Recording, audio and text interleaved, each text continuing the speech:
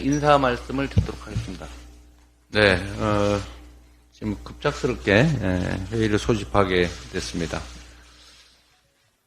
이게 제가 어제 환율이 1,400원을 돌파하는 그런 상황을 좀 보고 고물가 문제뿐만 아니라 국가 경제 전반에 상당히 위기가 좀 현실화된다는 생각이 들었습니다. 일단은 외환 상황이 어떤지도 좀 궁금하고 금융 상황도 그렇고 또 산업 전반, 경제 전반에 대한 점검이 실제로 좀 필요해서 오늘 긴급하게 말씀을 좀 나눠보기 위해서 자리를 마련했습니다. 이게 지표들이 아주 악화되고 있는 상황인데 아마 현장에서 우리 국민들께서 느끼는 체감 강도는 이 지표 숫자보다는 훨씬 더 강도가 셀 걸로 생각이 됩니다. 앞으로도 그렇게 전망이 좋은 상황이 아니어서 실제로 가능한 대안들을 지금 즉시 집행할 수 있는 것들을 좀 찾아보고 구체적인 대책들도 좀 마련해야 될 것 같은데 오늘 그 의견들도 좀 같이 모아보도록 하겠습니다. 네, 고맙습니다. 이게 1.9로 뚝 떨어졌습니다. 그 얘기는 미국 경제가 너무 좋아서 물가가 많이 올라가니까 그 높은 금리 수준을 유지할 수밖에 없다라는 거죠. 이것이 바로 한국에도 영향을 줍니다. 당연히 이런 상황이 되면은 미국 금리가 높으니까 달러가 강세가 될 수밖에 없겠죠. 달러가 강세가 되면 우리 원화 환율은 약세가 됩니다. 약세가 돼서 이게 IMF 외환위기 때부터 지금까지의 그림인데요. 97년도 IMF 외환위기, 2008년 글로벌 금융위기, 2022년 레고랜드 사태, 그리고 미국이 긴축할 때 이때 1,400원을 넘고 이때가 1,440원입니다. 어제 1,400원대를 살짝 찍은 거고요. 오늘은 1,384원대에 유지하고 있습니다. 문제는 미국 경제가 너무 좋기 때문에 환율이 여기서 밑으로 뚝 떨어지는 게 아니라 옆으로 횡보를 할 가능성이 상당히 높다. 그러면 우리는 모든 원자재를 수입하는 국가 아닙니까? 그럼 수입 물가가 올라갈 수밖에 없어요. 한국 금리는 미국 금리보다 싸기 때문에 여기서 금리를 낮출 수도 없습니다. 물가는 높죠? 민생이 방향을 잡을 수가 없을 정도로 더 어려워졌다는 얘기죠. 우리가 3월 말 4월 초에 이러한 변화들이 있었습니다. 그래서 여러분들 다 아시다시피 한국, 중국, 일본은 전부 다 원자재 수입국이에요. 근데 최근에 많은 원자재들 옆에 쭉 보시면 가장 많이 오른 게 코코아입니다. 2년 전에 비해서 5배 올랐습니다. 5배나 올랐어요. 커피도 오르고요. 모든 원자재 가격이 다 올랐습니다. 거의 다가. 그렇게 되니까 그곳에 가공식품이 되는 식용유, 설탕, 된장, 카레, 우유 뭐 이런 것까지 싹 오르고요. 그러다 보니까 이게 외식 물가까지도 또 전이가 되고 있습니다. 김밥이 4,500원 가고 있고요. 콩국수가 16,000원이라는 기사가 뜨고 있습니다. 서민들의 삶은 매우 어려운 상태로 된다는 거죠. 지금 제 뒤에 있는 경제 상황판 만든 지가 지금 1년도 더 지났는데요. 더불어민주당에서는 지금 이 상황을 예상하고 계속적으로 정부가 재정을 통해서인가 이 위기를 극복해내자는 의지의 표명으로 저희가 만들어 놨었는데요. 계속 저희는 살펴오고 있고 앞으로도 살펴갈 겁니다. 지금 경제 전망 뭘 수정해야 되냐면은요. 지금 정부가 갖고 있는 경제 전망이 이겁니다. 가장 대표적인 것이 올해 2.1, 한국은행 2.1, 기획재정부 2.2입니다. 근데 중요한 것은 이들이 얘기하면서 상고하저라고 했어요. 상고하저. 왜냐하면 작년도 하반기부터 경제가 좀 낮으니까 기저효과로 올해 하반기는 성장률이 떨어질 거라는 거죠. 상고. 지금이 높은 좋은 상태라는 얘기입니다. 그럼 하반기는 어떻다는 거예요? 스스로 기재부가 이야기하는 것들이 다 맞지 않고 있고 그 밑에 가정이 되는 물가 상승률, 환율, 금리, 원자재 가격 전부 다 틀린 겁니다. 그러니까 새롭게 경제 전망을 지금은 수정을 해야만 한다라는 얘기입니다. 그렇지 못하게 되면은 매우 어려운 상황이 되고 우리가 가보지 못한 새로운 길로 갈 가능성이 있다. 이 부분을 분명히 경고하고 저희 더불어민주당은 21대건 22대건 지속적으로 이 부분을 챙겨 나가겠습니다. 그래서 구조적인 전환이 있죠. 다들 이야기하지 않습니까? 저출산 고령화부터 연금 개혁 이런 모든 것들을 하면서 지금 시급한 문제에 있어서 정부가 총선 때문에 다 뒤로 미룬 게 있습니다. 뭐냐면 모든 정책은 영어로 얘기하면 넥스트였습니다. 다음에.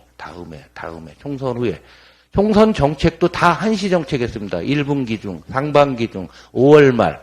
이 위기에 부총리는 유류세 인하를 연장하겠다. 이걸 정책이라고 첫 번째 환율 올라가는데 이걸 내고 있습니다. 이걸 정부가 정부를 운영하는 총체적인 시스템이 문제가 되고 있습니다. 국회가 개원이 되고 있습니다. 지금 임기 말이지만은 저희들이 챙겨야 할 게 많습니다. 물가 당연히 챙겨야 되겠죠. 고금리 때문에 이자 부담인데요. 가계부채 2,000조, 기업부채 2,700조 정도 됩니다. 4,700조가요. 대출금리가 2% 오르면 1년에 얼마입니까? 거의 100조 정도 이자 부담이 늘어나는 겁니다. 가계만 따져보게 되면은 가계부채 2,000조로 놓고 대출금리 2% 하면은 얼마입니까? 40조죠. 연간 이자를 이미 40조를 더 지금 지불했고 지금도 지불하고 있고 앞으로도 지급한다고 했을 때 누가 소비하겠어요. 그런데 정부는 지난해 46조 원의 예산을 국회에서 결의해진 예산을 쓰지도 않았습니다. 안 넣어서 잠겨놨습니다. 그것만 써도 이번 이자 비용에 상당히 영향이 되겠죠. 부동산 문제, PF 문제 말씀하셨고요. 또 지금 우리가 시급히 챙겨야 할 게 알리, 테무 같은 중국계 이커머스가 우리나라 유통 생태계를 완전히 잠식하고 있습니다. 소상공인 부채가 1,000조 원이나 되고 있고 중소기업의 제품을 납품하던 이런 데들이 지금 하나 둘씩 시간이 지나면 무너질 겁니다. 여기에 대한 대응책 빨리 마련하겠습니다. 그리고 홍콩 ELS 문제 4월 달에 제일 많습니다. 지금 관심도 없지만 주가가 올라가길 좀 바랬었는데 여전히 완전히 무산됐습니다. 그러면 이 문제는 확정이 된 겁니다. 그래서 올 상반기 내내 ELS도 어려울 거고요. 여기에 대한 대책들 저희 민주당에서 마련하고 또 피해자들의 이야기를 들어서 정책에 반영하도록 하겠습니다. 주식시장 밸류업 한다고 했는데요. 꼬랑지를 확 내리고 있습니다. 소유 지배구조 문제, 대주주의 문제가 있으니까 아마 로비가 있었던 것 같아요. 그냥 말로만 하고서 끝나는 이런 밸류업 프로그램을 한다고 했다가 지금 아무 소식이 없습니다. 5월에 발표한다고 했는데요. 안 하겠다는 얘기가 아닐까 싶습니다. 증시의 안정적인 성장을 위한 정책 21대 끝까지 챙기고 22대로 유지하겠습니다. 세수 결손문도 하실 거고요. 그리고 지금 시급한 게 저축은행들 지금 굉장히 어렵거든요. 이 문제도 우리 기재위와 정무에서 많이 챙길 거고요. 수출 부분에 있어서 지금 반도체를 빼면은요, 반도체 나머지 부분은 수출 마이너스입니다. 그러면 수출은 괜찮고 내수는 나쁘다고 하는데 반도체 가격이 지금 좋은 건 사실이에요. 어느 한 방만 좋아지다 보면 하반기 되면은 무역 수지가 적자가 구조화될 수 있다라고 생각합니다. 일본이 1990년에 버블이 깨지면서 일본 정부가 지금 윤석열 정부가 똑같이 그 길을 가고 있어요. 갑자기 경기가 침체되니까 그 이전에 돈을 너무 많이 풀었다고 생각해서 긴축을 3년 했습니다. 말이 됩니까? 긴축해서 재정 흑자를 냈습니다. 90년, 91년, 92년. 그래 놓고서 잃어버린 30년 들어갔습니다. 윤석열 정부는 이러한 상황에 대해서 제대로 직시하고 모든 경제 정책을 전면적으로 수정하기를 강력히 요청드립니다. 우리가 제가 이번 선거 과정에서도 많이 느낀 거기도 하고 듣기도 많이 했는데 이 원래 민간 영역의 경제 경기가 침체되면 재정 역할을 늘리는 게 정부의 기본 책임 아닙니까? 원래 경제의 3주체 가계, 기업, 정부. 가계 기업이 위축되면 정부 기능을 강화해서 균형을 맞춰주는 건데 민간 가계 기업 부문이 악화되니까 정부도 지금 허리띠를 졸라매버리는 이거 완전히 역행하는 정책이죠. 반대로 가는 거죠.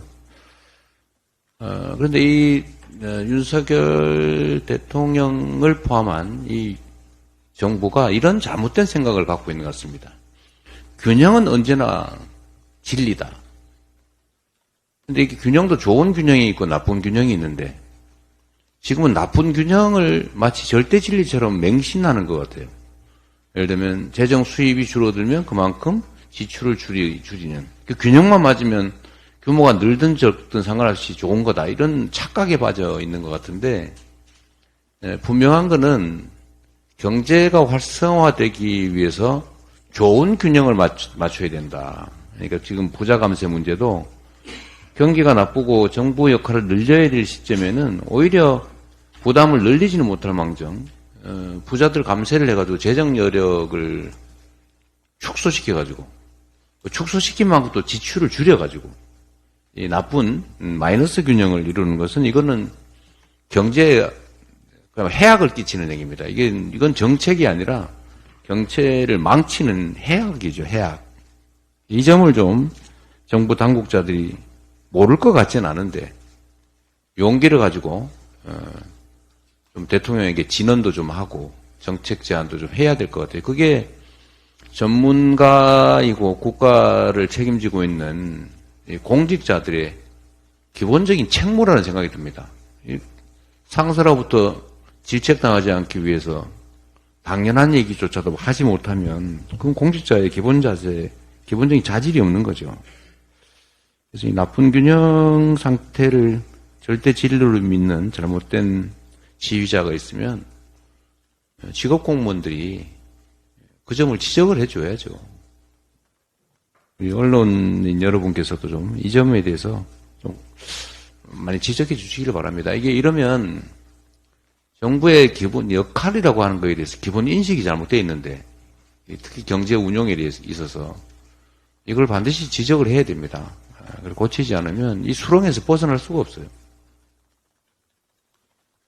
그리고 우리 민생경제위기 특위에서도 좀 이걸 좀 검토해 주면 좋겠는데 우리가 계속 답답한 것이 정부의 촉구만 해요. 그러니까 집행권한은 정부가 가지고 있고 국회는 기본적으로 감시 견제 기능을 하고 이제 입법을 하다 보니까 대개 이제 제3자 입장에서 촉구만 하고 있는데 국회가 직접 할 수 있는 일들을 좀 발굴하면 좋겠다는 생각이 듭니다.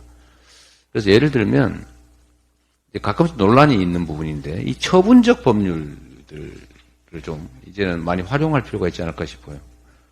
허용되는 범위가 있잖아요. 저는 신용사면 이런 거는 지금 정부가 지금 당장 해야 되는데 안 하니까 입법으로 그런 거는 신용사면 조치를 해도 될 것 같습니다. 예를 들면 신용사면이라든지 또는 서민금융지원도 예산으로 자꾸 편성해서 하라고 하니까 안 하니까 이걸 의무적으로 일정 정도를 제도화하는 그런 거라든지 그래서 국회 차원에서 입법으로 좀 시행할 수 있는 것들을 좀 만들면 좋을 것 같아요. 지금까지 사실은 국회가 다수당 입장에서 요구하면 정부가 어느 정도는 받아줬는데 이 정부는 완전히 마이동풍이기 때문에 그리고 앞으로도 그럴 생각이 전혀 없어 보이기 때문에 처분적 법률 형태를 통해서라도 좀 할 수 있는 최대한의 실질적인 좀 조치를 했으면 좋겠습니다. 그 방안들을 좀 찾아주시면 좋을 것 같아요.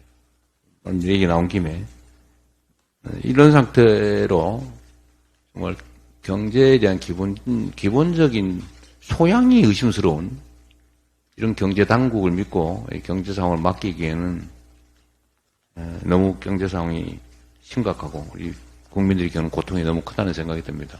스픽스는 말하는 언론입니다. 대세는 유튜브, 그중에서 스픽스. 좋아요, 댓글, 구독, 알림 설정. 여러분이 저희를 사랑해 주시고 우리가 여러분을 사랑하는 4가지 방법입니다.